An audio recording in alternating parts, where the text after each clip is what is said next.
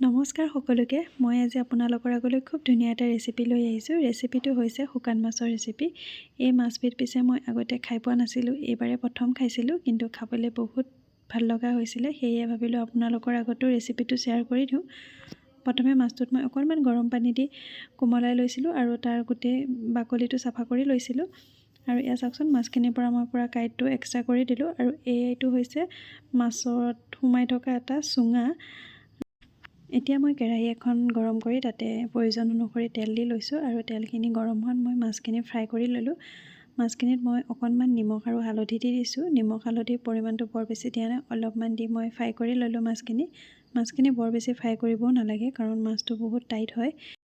অকণমান ৰঙচুৱা হোৱালৈকে ফ্ৰাই কৰিলেই হৈ যাব। আৰু এয়া মোৰ মাছ ফ্ৰাই কৰা হৈ গ'ল। এতিয়া মই ধুনীয়াকৈ এখন কাঁহীত মাছখিনি ৰাখি থ'লোঁ।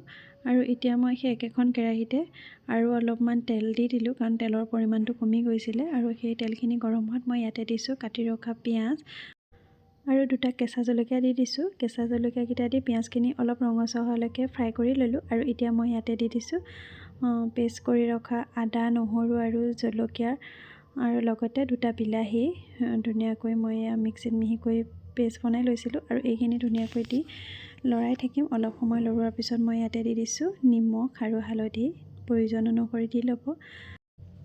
আৰু অকণমান মই ইয়াতে ৰেড চিলি পাউডাৰ দিছোঁ। এইটো নিদিলেও হয়, মই কালাৰৰ বাবে দি দিছিলোঁ। আৰু এয়া চাওকচোন, মোৰ মছলাখিনিৰ পৰা ধুনীয়াকৈ তেল এৰিছে। এতিয়া মই ইয়াতে দুটা আলু দি দিছিলোঁ। আলুটো অলপ ফ্ৰাই হৈ গ'ল। আৰু এতিয়া মই ইয়াতে দি দিছোঁ ফ্ৰাই কৰি ৰখা মাছখিনি। আৰু মাছখিনি দি ভালদৰে মছলাৰ লগত মিলাই দিম। এতিয়া মই ইয়াতে দি দিছোঁ অলপমান গৰম পানী দি ভালদৰে লৰাই দিম। আৰু অলপ সময় উতল আহিবৰ কাৰণে ঢাকন মাৰি দিলোঁ। আৰু এয়া চাওকচোন, অলপ সময় পিছতে এয়া মোৰ তৰকাৰীখন ধুনীয়াকৈ উতলিবলৈ ধৰিছে। আৰু ইয়াৰ কালাৰটো যে ইমান ধুনীয়া হৈছে।